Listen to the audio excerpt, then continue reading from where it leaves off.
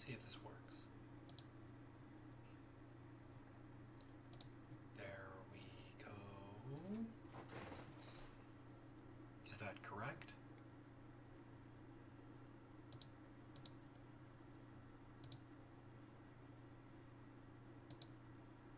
Oh. Shoot.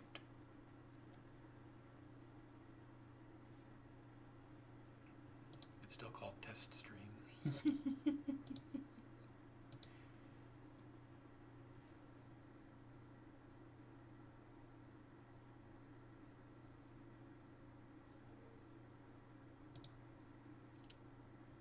Come on. How do I get into here? Oh, goodness gracious. There it is. That's how I change this. Edit.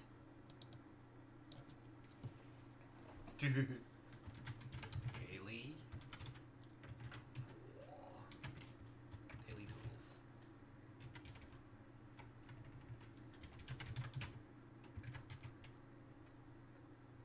2, 6. Why is it choking on the number sign?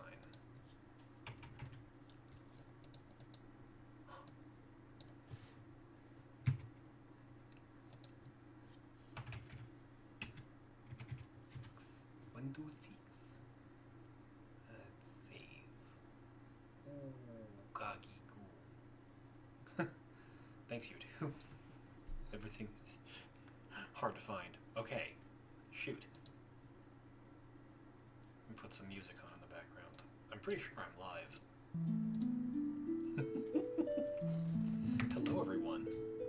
Hello, hello, hello. I'm going to legitimately try streaming, which means talking into the microphone. Yes, I did spend all of like 6 minutes creating this avatar.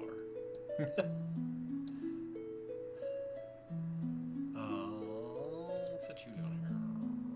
Set you over here. I'm messing with shit on my other monitor. Okay. Nope. Shoot, I have to minimize that. Okay. Let's... Well, this is, you guys are basically getting a chance to look at the stuff I do when I just do those doodle pages. Most of them, I try to time box it to about 90 minutes, so I'm not working on it all night. And basically, the idea is, by forcing myself to draw consistently, rather than just doing a lot of energy onto one image, it will give me a lot more practice. You know, it's like how if you're drawing on paper, right? You know, one of the things that I can do, one of the things that I'm certainly guilty of doing in the past, is thinking like, ooh, I got like a good sketchbook now. I have to use this as the good sketchbook. All the art in here has to be good. No, you just like, you're not gonna end up good unless you just get a lot of mileage. So that's what this is all about. So we're going to start with obligatory cat drawing, because I draw this gosh darn cat every single time.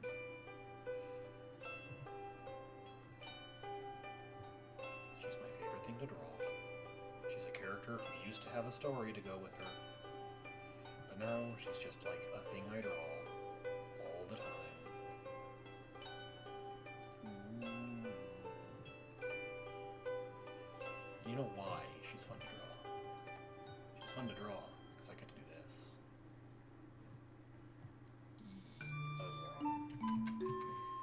Yum. Swirls. The cinnamon rolls. I just like making swirls.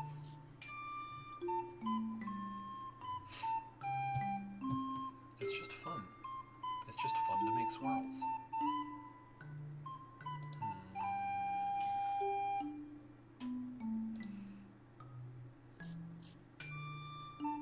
My mic says I'm relatively quiet. Am I too quiet? Hold on.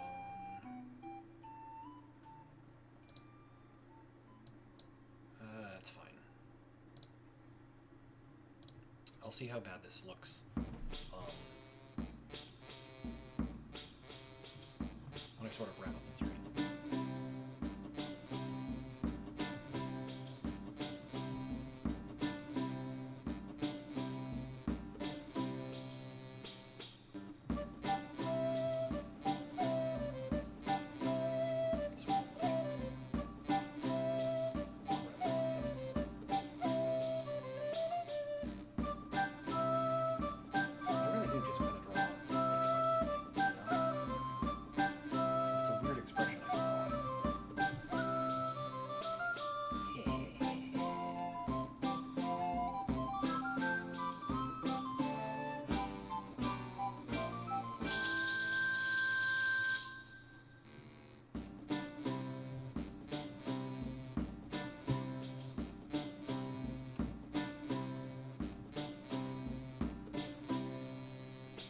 fun for me. It's just sort of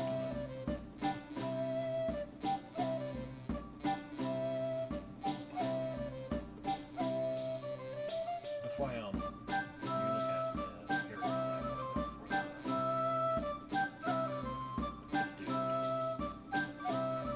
cryptic spirals in the ears, and nose. And it's hard to see most of the drawing of him, but his eyes are supposed to also be spirals.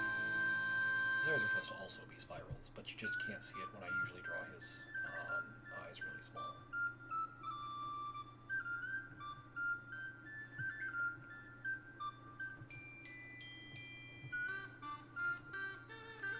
Eyes are too small. That bat's ears are big. And swoopy. Bugs are cool.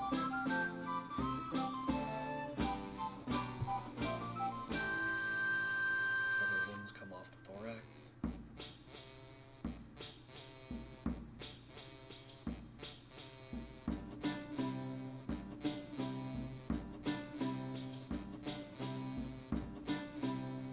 Let's do both sets of wings.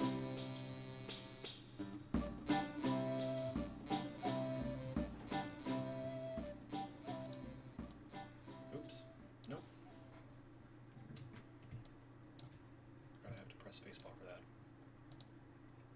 Somehow, despite all of the time I spend doing art, it's just sometimes like fat finger the controls and just don't remember what they are. Despite all of the time I spend doing art, sometimes I just forget what the controls are.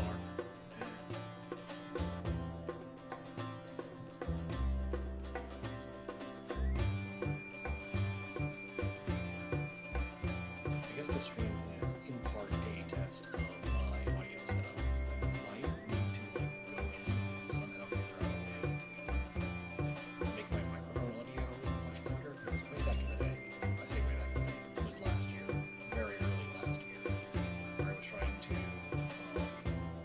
keep myself on task by posting weekly updates on my game project, which unfortunately I just life happened, right? Life happened, and I couldn't do the game project every single day. But ultimately, what the result of the process was me discovering that for some reason my audio is pretty consistently really, really quiet, and I feel like I'm talking at a normal speaking voice. So I might just have to like get some kind of gain tool or whatever, something that makes you louder after it records you a little bit.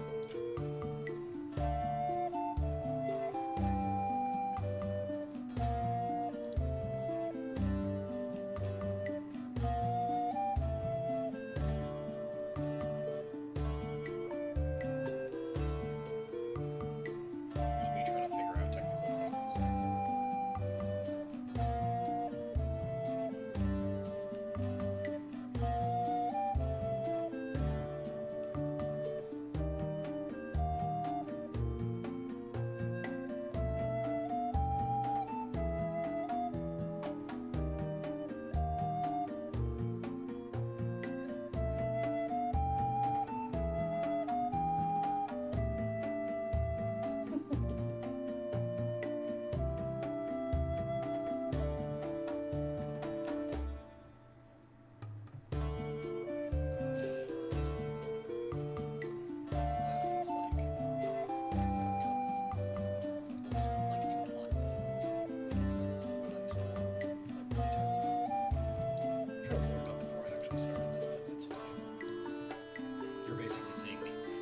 Seeing the unfiltered process right now.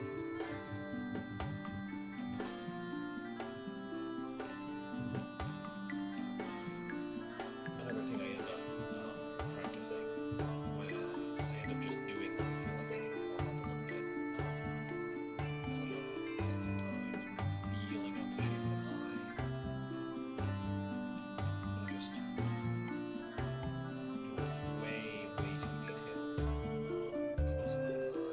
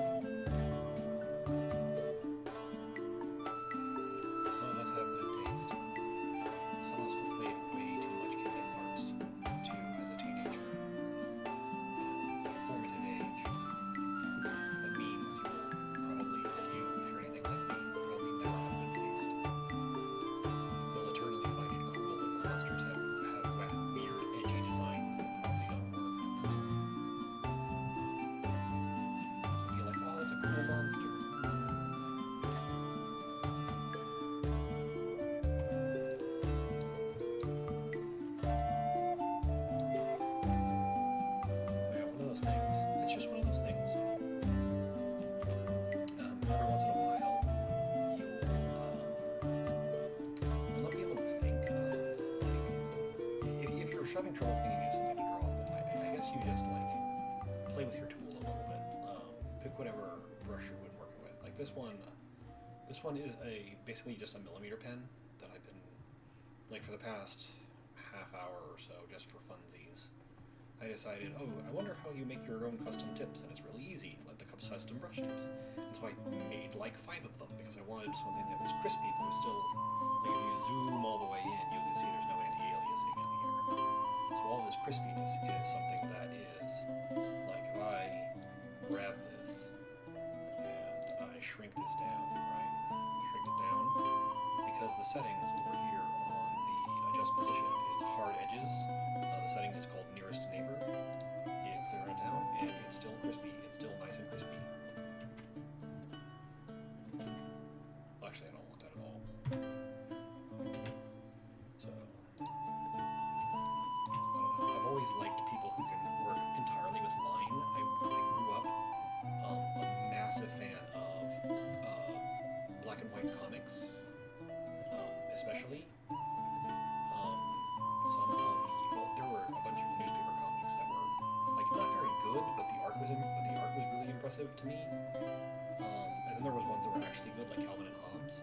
Like there's one story that in a Calvin and Hobbes collection,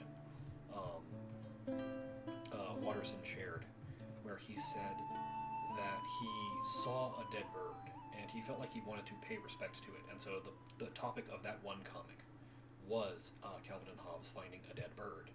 And one of the things that he did, I'm merging these 2 characters on accident, not paying attention. One of the things that he did, that he felt, Watterson did, to pay respect to the bird, was he didn't just draw a picture of the bird. He actually took a stick from his yard, brought it inside, and that stick, dipped in ink, is what he used to draw the picture of the bird.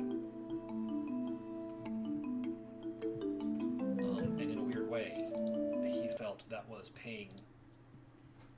showing respect for the bird, because what that means is, he was bringing a little bit of nature into the comic.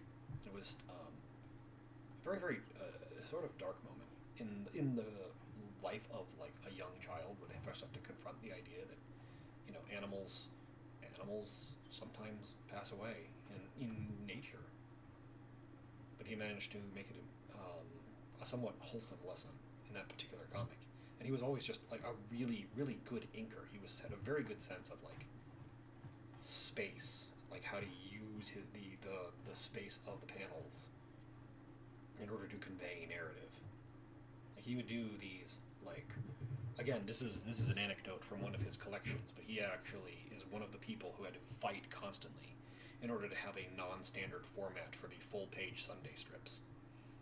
And he would use those to have, like, here's like a little image of Calvin walking, and then over here was like this starscape, starryscape, and then it would cut directly into the adventures of what was it, Biff Spaceman or something like that, Spaceman's Biff.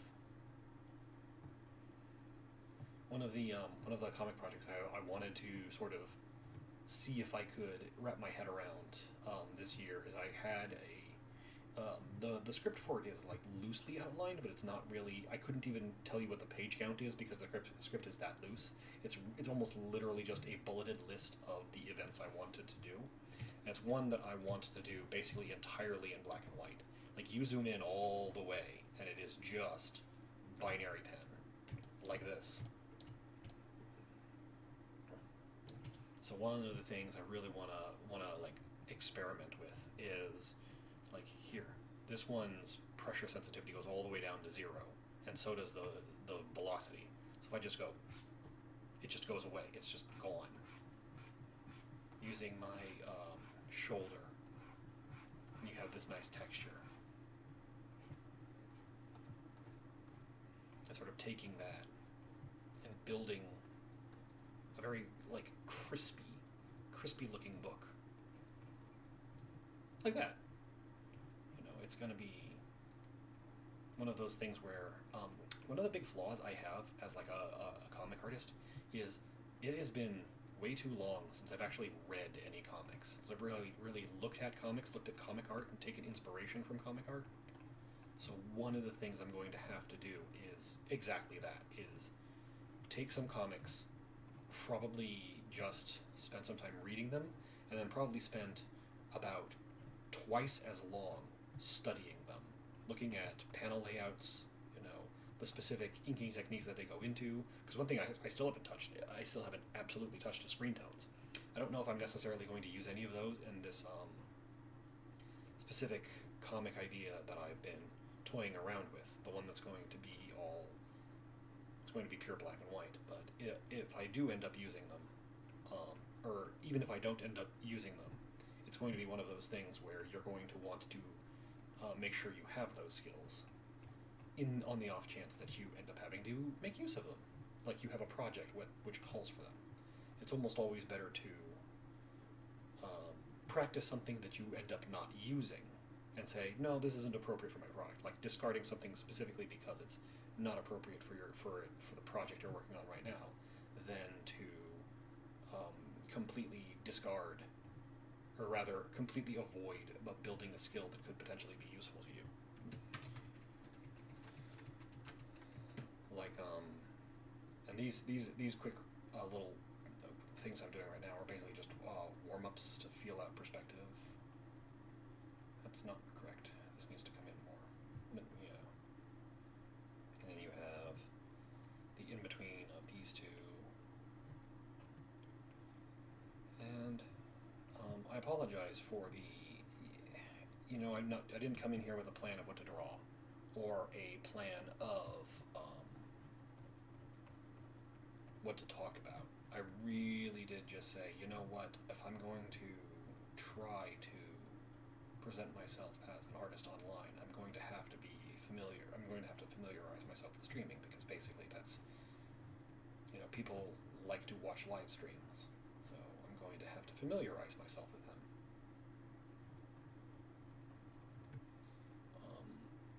Even if I was to knuckle down and focus on a Souls game, the game project I'm still working on, ever so slowly. If I'm going to end up doing that, I'm going to need to be able to produce content that basically exists. I hate the word content, but that's the generic term, right? I'm going to need to be able to produce videos showing off the gameplay and potentially discussing what it's going to be like to play this game. The silly frog game that I'm creating because I want to create it and I enjoy creating it. Sold's another character who's she's a character that I just basically created from an interesting shape. Her little snoot she has, and then this beaky sort of, I've sort of abstracted the shape of a frog's head down to this sort of beaky shape, and this sort of beanbag chair head that she has, and her little cowlick here, which I always end up stylizing into a spiral because it's me and I like spirals. I just enjoy the act of drawing little bitty spirals. And her hood, which I don't think starch exists in the medieval era, but she somehow put way too much starch into it, and now it looks like she's smuggling some fabric underneath her hood. Yeah, there's I forget the guy's name, but there's a dude who's oh hey, if you ever wondered, what it's like to exist in the Middle Ages, here, let me talk about this. He's sort of like Townsend's in that respect. I can't remember the guy's name. I've only seen one of his videos where he's talking about what medieval clothes look like. That's sort of what this hood is this sort of, in the classical medieval art, you might see dudes who are, medieval art has this wonky perspective because they didn't really have the concept of perspective. They were just sort of drawing what they felt like they were seeing. But you'll see medieval dudes with their wood grain haircuts, the wood grain texture in their hair, and they're just walking somebody with their weirdly proportioned bodies, and they'll have this hood where it's like this, back up to this thing, and it's got this neck portion because it sits on the shoulders. It's basically a shoulder cape. It's like this. This right here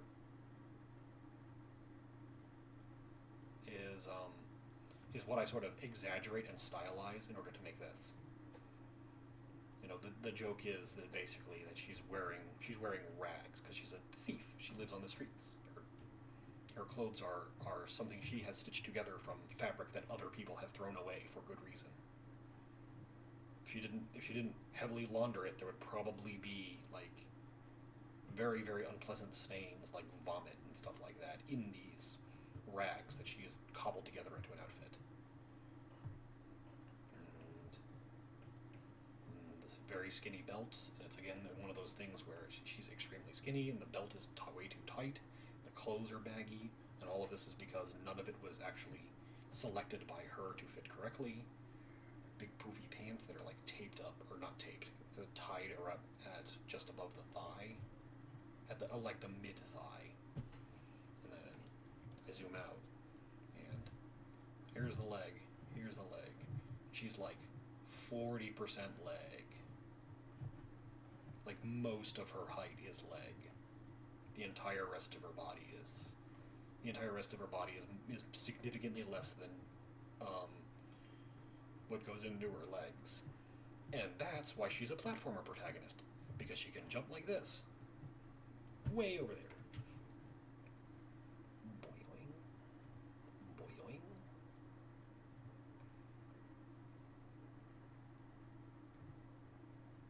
Boing. Oh, I closed the tab with the music on it, I'm sorry. Boing.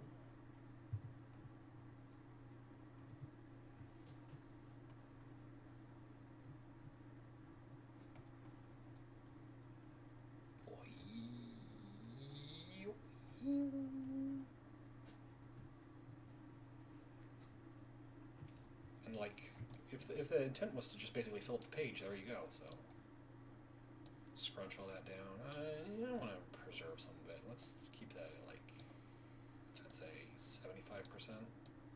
Nope. Not rotated. 0 degrees of rotation. Scaling, I'll put that at 70 is fine. Oh, look, we've got like a little bitty narrow space over here. Ooh, what should we do with this? I know.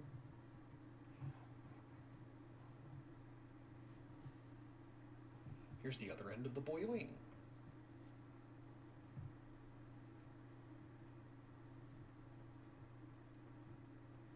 She's descending. Hood's all splayed out. Or actually, reworked that. Her sleeves are just like her pants are belted at the mid-thigh, her sleeves are belted a little bit above the elbow, which would be right here. And her fingers are way too long.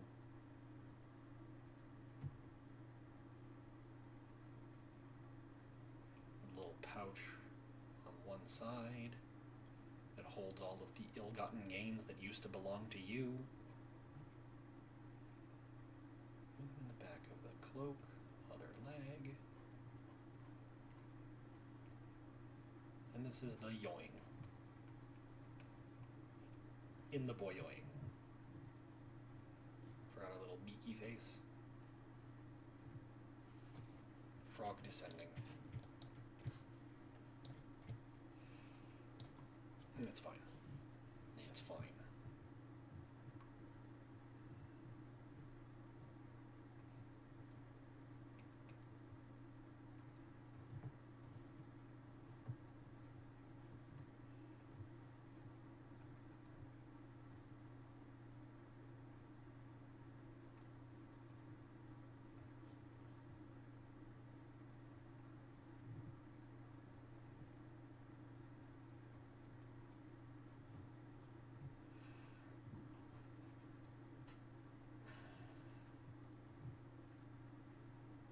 Sort of unkempt hair underneath the hood is just sort of like a wavy shape. Little frog underbelly colors.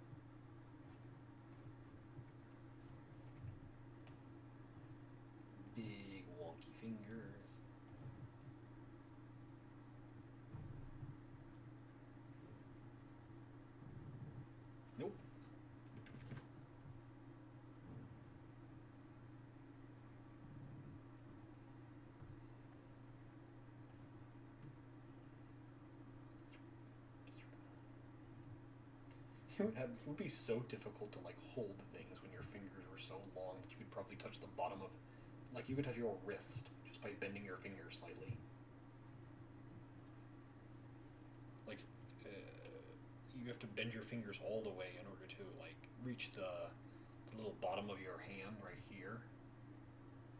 But like, imagine if your fingers were so long that you could just curl them. You could just curl them at the first joint and reach all the way to your wrist.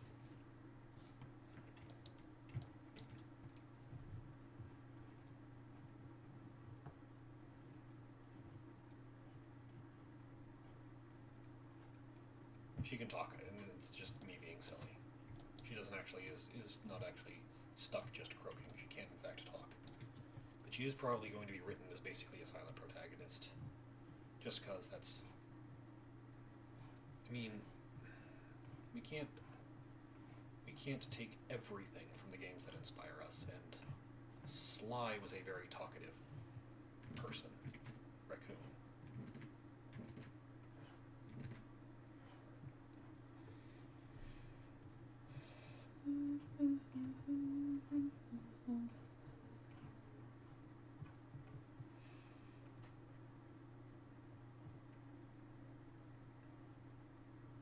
Oh, you know what? Like in my head, I was just like had this idea for like a diorama type, looking down onto this sort of. Here you have the fountain, and you have the path that goes like that, and would continue in those directions outside of this little scenic view. But then you have a circular portion coming around here, and opening up again.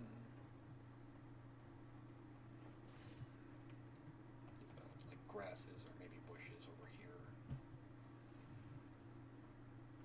People are come filing in here in order to participate in like some big medieval social event. You know, the hoity-toity rich people that, you know, the sort of audience that Isolde looks for specifically so that she can nick their things. You know, because you're not gonna.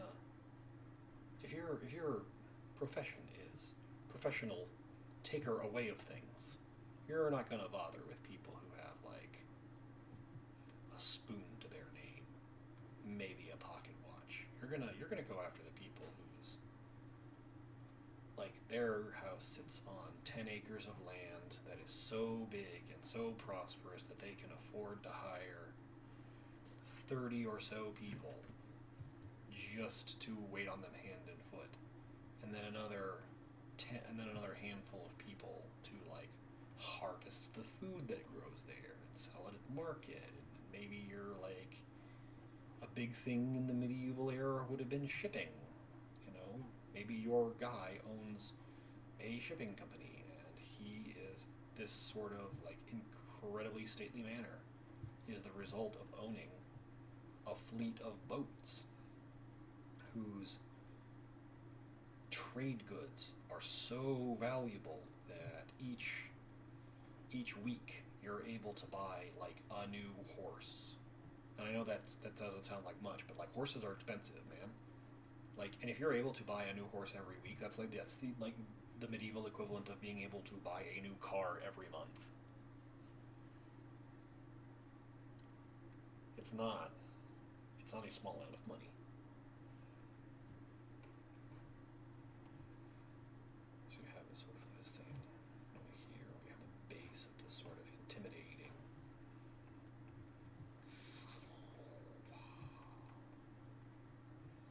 Like for the guests, this is like all the fancy dressed guests. This is like, ooh, splendor. Look at this wealth. Look at all of this. But you being the thief, right?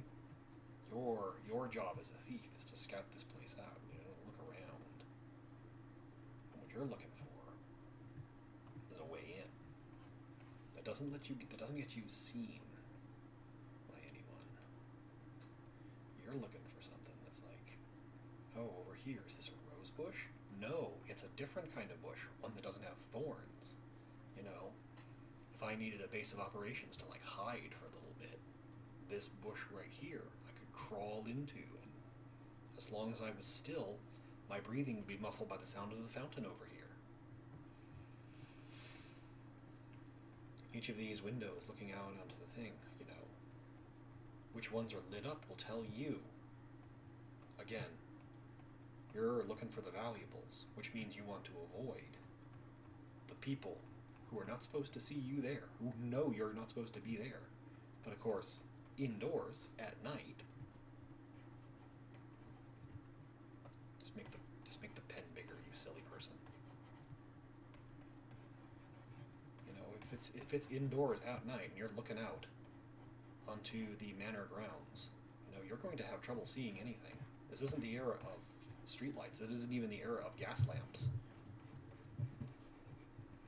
If you want to see what's outside, you have to grab a tallow candle. Grab a tallow candle and go on out there, head on out there to see what it's looked like yourself. And maybe you, as the prospective burglar, are here, and you're looking around, and you see all these windows. Like, here's the big stately door, big wooden door. It's definitely locked. It's definitely locked. And you see that many of these windows are blacked out. Ah, but there's a light right here in that one, and it's on the first floor. That means somebody's in that room, which means they're not in any of these rooms, are they? All of these dark rooms? You're not going to carry a candle to a room you're not going to leave a burning candle in a room that nobody is in. And so maybe you as the thief, you're looking at this and you're saying, okay, what can I do? Is there another bush over there? Is that one a rose bush? No. I can go in here, and I can jump in here, because it looks like this whole wing right here. There doesn't appear to be anyone in any of those rooms, which means no one would hear you open the window and close it behind you. And of course, once you get in, it's a simple matter of scoping out the area.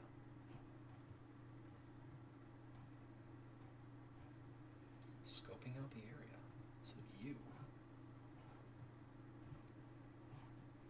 can examine what there is here for you to potentially take. Because here's the thing, right? If you're wealthy enough, you're going to have silverware and jewelry, and maybe some of that stuff comes out for special occasions or seasonal events, right? But if it's not the right season for a seasonal event, and that's put away, let's say somebody has some kind of some sort of silverware that's specifically Christmas themed. If it's the middle of July, when you take it, then the first time they're going to realize that it was taken from them is either during Christmas when they go get it, or sometime when they're thinking about, you know what, I need to check on my silverware that's specifically Christmas themed.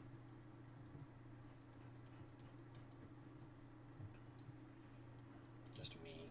And this here, I think, is just me, like, wishing I had the sort of, like, dynamic posing and, like, light sensitivity, the ability to do these strong shadow shapes that you'll sometimes see in, like, the works of Mignola or Frank Miller.